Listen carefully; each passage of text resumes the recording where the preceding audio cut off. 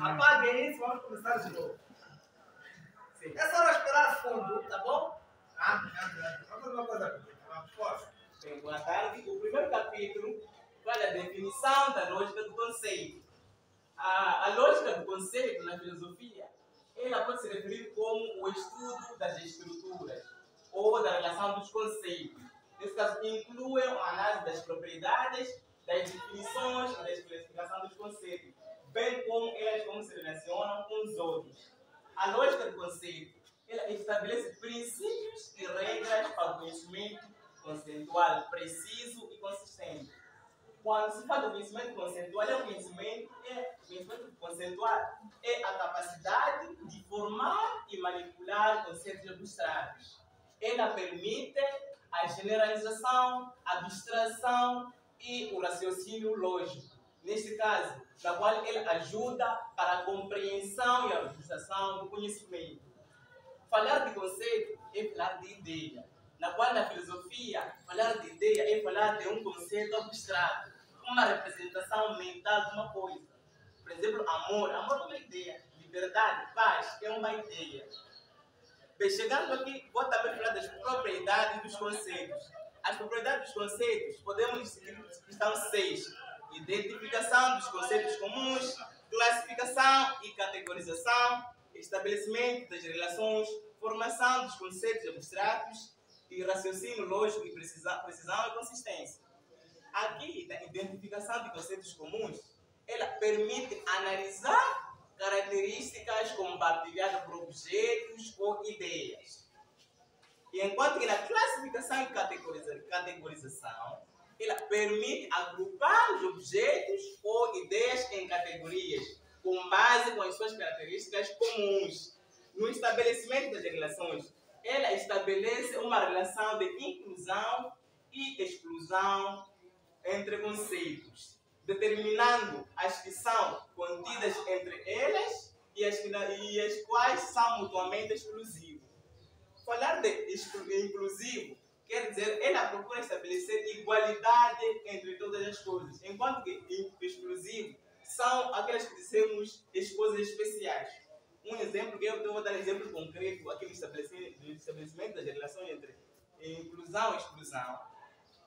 A ser feita aqui, organizar-se uma festa, quando se organiza uma festa, a inclusão defende que todos nós na festa devemos comer a mesma comida, devemos ter o mesmo bolo para todos. Enquanto que a exclusão defende que não, deve existir uma comida especial, uma comida especial, uma coisa privada para os outros. Enquanto que a inclusão diz que não, todos temos igualdade. Essa comida, essa toda coisa que vai ser preparada deve ser para todos. Enquanto a exclusão, ela priva as coisas. Diz que tem um modo especial das coisas. É o que defende o estabelecimento da relação. Enquanto a formação dos conceitos abstratos permite formar conceitos abstratos com base da observação, dos conceitos, dos objetos e ideias. E aqui, no raciocínio lógico, fornece um raciocínio lógico que permite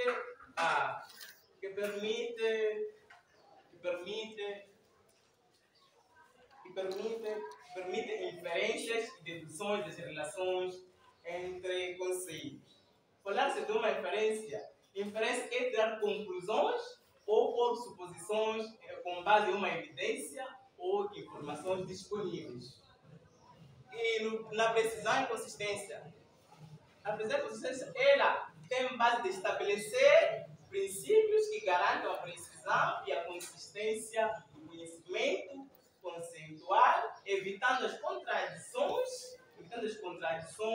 e as ambiguidades. Eu já te falei que o conhecimento conceitual é aquela capacidade de manipular, formar conceitos abstratos. E precisão refere à proximidade dos resultados de um experimento aceitos como corretos, e quanto mais próximo os resultados estiverem do valor absoluto, do valor verdadeiro, maior será a precisão. Enquanto que a consistência refere-se à estabilidade dos resultados do longo do tempo. Nesse caso, um processo pode ser considerado consistente quando produz umas respostas semelhantes de diferentes partes do processo. Bem, chegado aqui, por aqui passa a palavra para o meu colega Vitor, que vai continuar com a apresentação do trabalho. Ele falará do terceiro capítulo e do quarto capítulo. Vamos.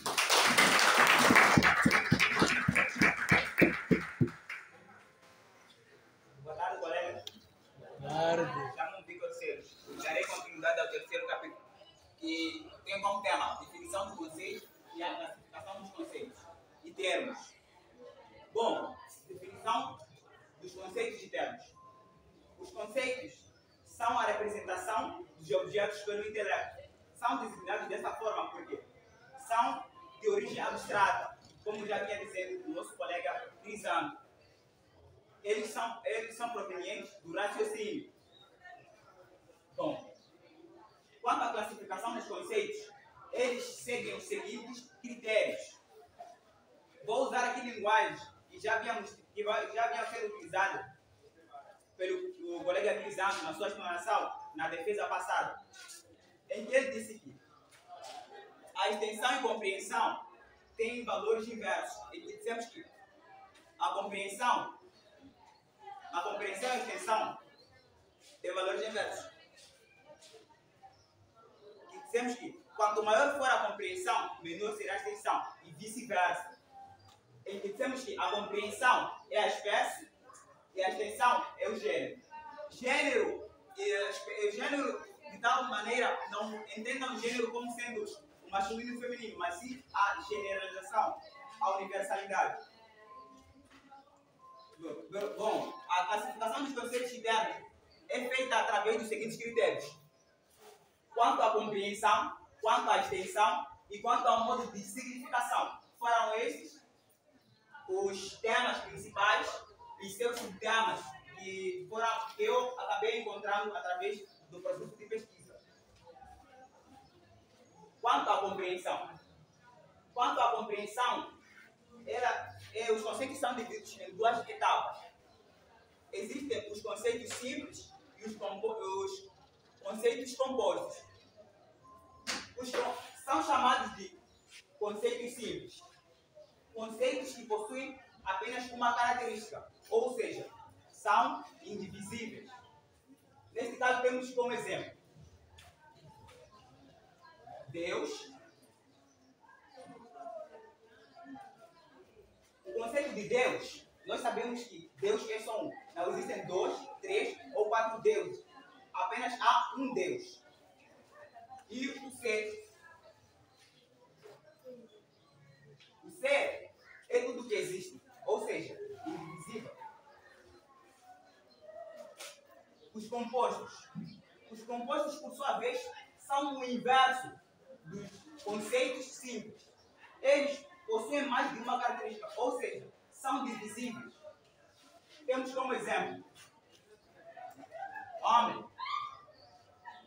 Homem, ao mesmo tempo que é homem, também é um ser vivo. Ao mesmo tempo que é um ser vivo, é um ser racional. Ao mesmo tempo que é um ser racional, é um ser vivo. Entre outras características que definem. Quanto à extensão, nós temos os seguintes. Temos os conceitos universais, os particulares e os singulares e os concretos.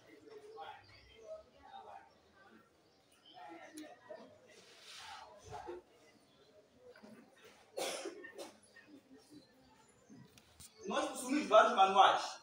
Esses, quanto à extensão, estendem-se. O nosso manual da primeira classe pode se estender. Não são só esses. Só aqui vamos dar uma pequena noção. Podem ir aumentar a pesquisa com base nos vossos critérios. Conceitos universais. São conceitos universais aqueles que abrangem toda a classe. Toda a classe, nos referimos, não abrange toda a classe, todos os indivíduos dentro da classe. Neste caso, temos como exemplo todos os homens são racionais.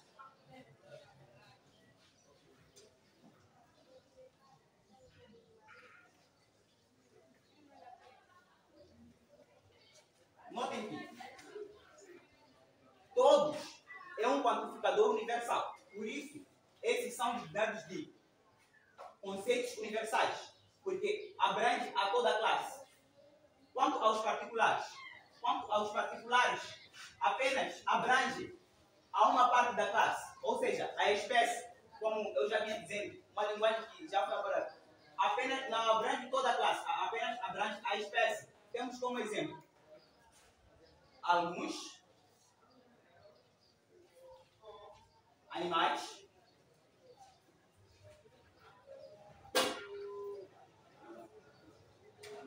são racionais. Notem que, quando utilizamos alguns, não incluímos os outros indivíduos, apenas abrangimos uma certa parte da classe, não abrangimos toda a classe. E temos os singulares.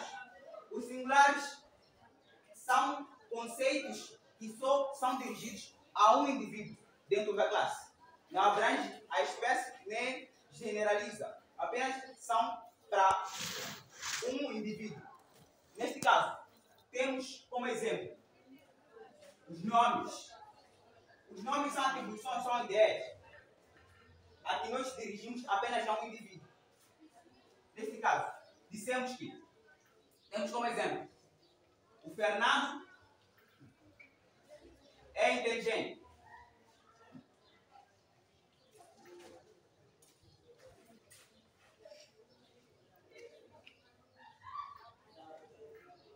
É inteligente.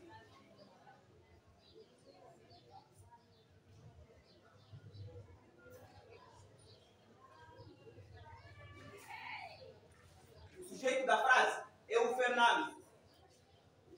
Notem que o Fernando é um substantivo. Esse substantivo não faz referência a todos os indivíduos dentro da classe.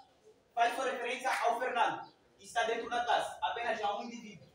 Quanto aos concretos, os conceitos concretos são conceitos presentes na realidade. Falo da carteira, do apagador, do giz, da caneta, entre outros materiais existentes.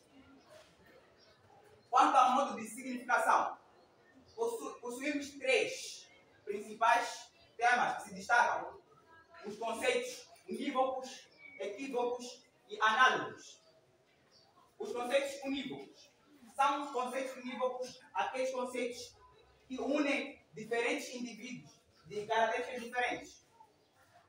Temos como exemplo animal.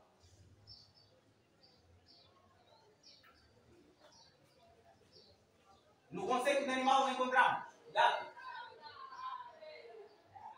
cão, ovelha. Apesar desses indivíduos possuírem características diferentes, são unidos por um só conceito, o conceito de animal.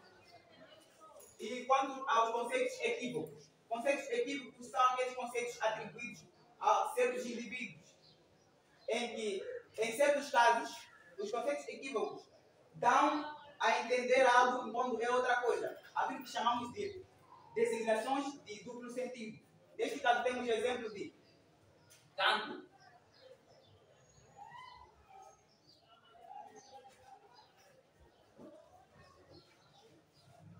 Em primeira instância, a designação de canto ou o conceito de canto nos vem à mente o canto coral,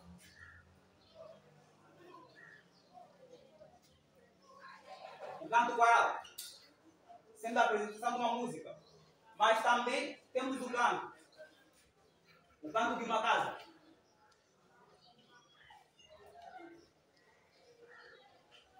Notem que o mesmo conceito aplicado em diferentes realidades e possui diferentes significados. O canto é a união de duas paredes. Será que o canto como tal é o canto da casa? Essas duas realidades possuem significações diferentes, ou seja, significados diferentes. E por fim, temos os conceitos análogos. Os conceitos análogos, por sua vez, fazem uma analogia os conceitos análogos fazem uma analogia das frases. Ou seja, eles vão procurar estabelecer relações, ou seja, proximidades. Neste caso temos como exemplo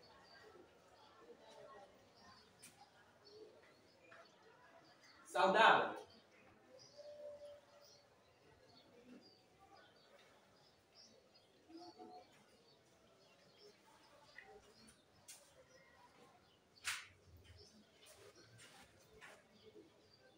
Saudável. O conceito de saudável pode tomar diferentes sentidos, dependendo da frase em que é emprego. Neste caso, se dissermos o seguinte: o Fernando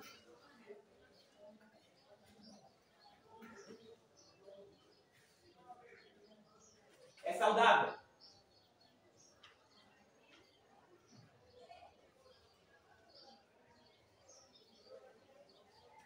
E a fruta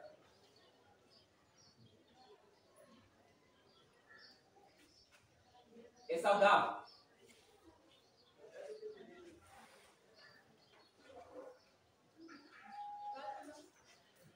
Notem que, apesar das frases serem completamente diferentes, de realidades diferentes, temos algo em comum: saudável e saudável. É isso que os conceitos análogos procuram. Uma analogia entre das frases para estabelecer uma comparação. E nesse caso temos essas frases: o Fernando é saudável e a fruta é saudável. Temos algo em comum: saudável e saudável. Bom, termino por aqui e passo a palavra para o meu colega Said.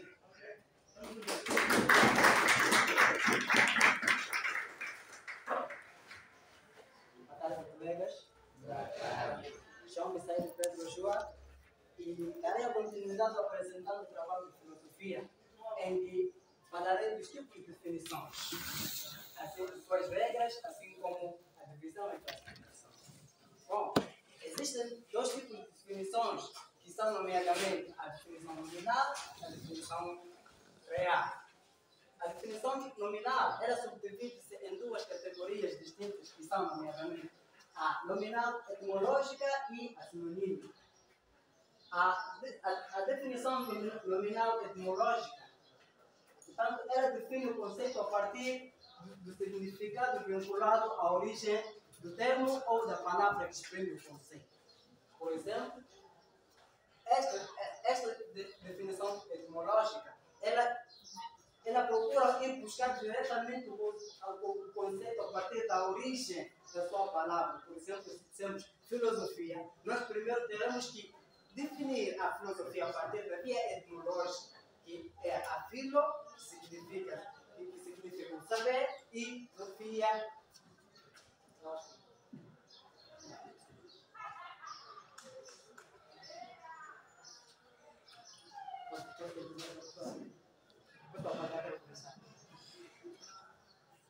Deixa, mesmo não vamos. então, teremos que ir buscar um certo nome ou um certo termo a partir do início, a partir da via etimológica do nome, para sabermos qual é o seu significado.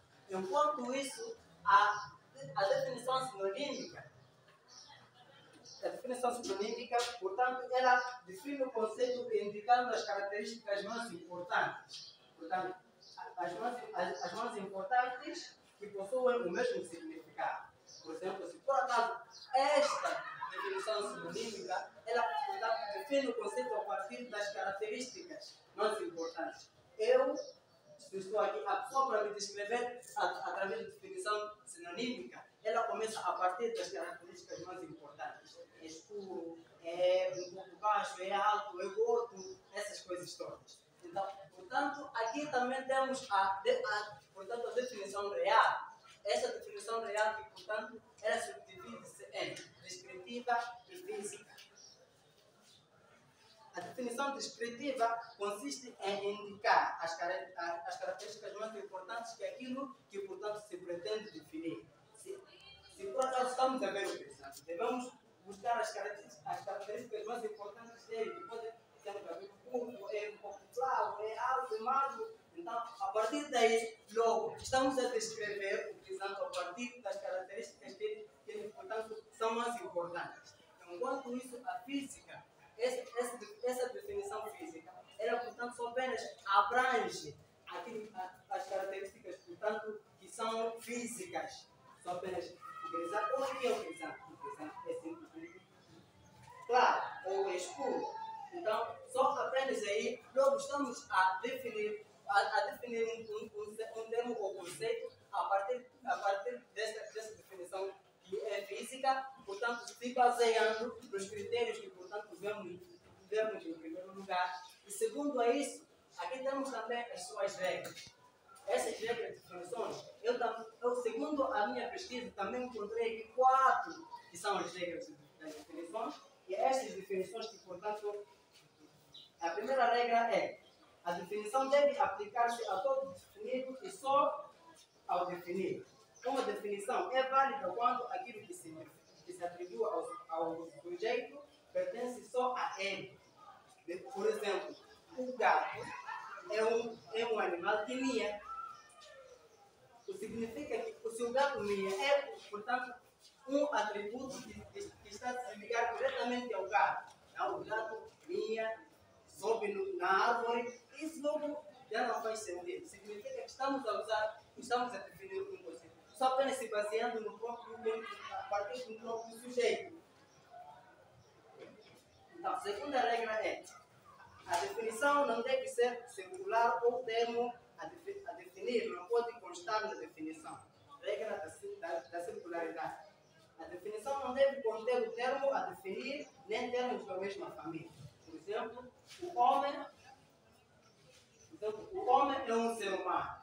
Só porque é um ser humano, logo não estamos segundo esta regra, isso não é válido, porque estamos a familiarizar o homem é um ser humano, logo estamos a querer usar o homem na mesma família em que ele consta, logo não podemos colocar o homem como ser humano só para necessitamos homem, devemos usar outros critérios de definição, deixando de fora o ser humano.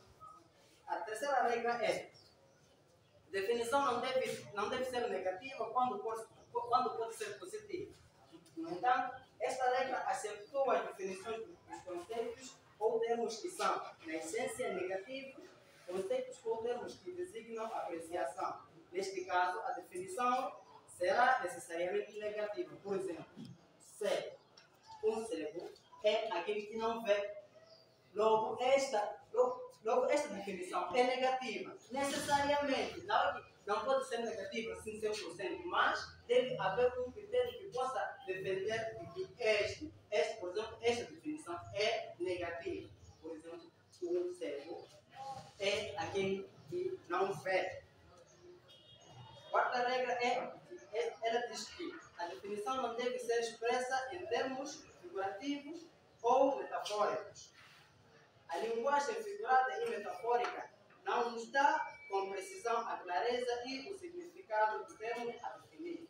Por exemplo, esta regra ela diz que um tal termo não pode ser expresso em forma de querer figurar uma coisa que só apenas existe na nossa mentalidade.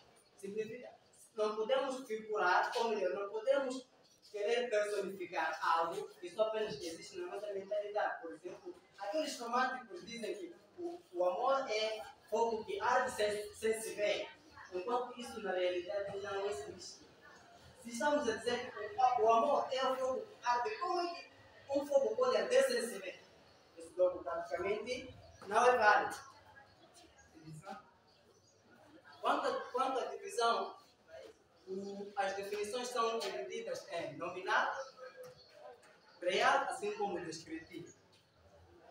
Quanto à classificação, os conceitos, quer dizer, as definições são classificadas em extensional, que se baseia na extensão do conceito,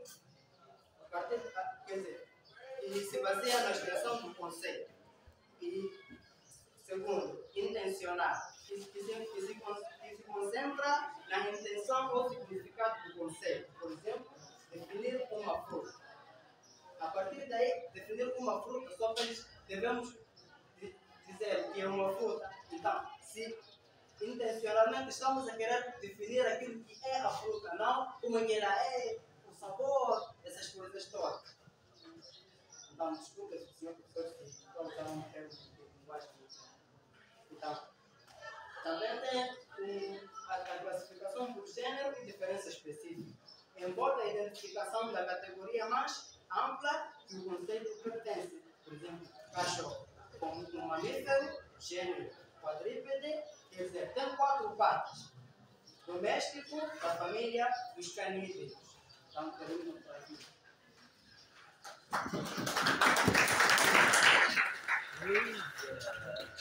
Ok.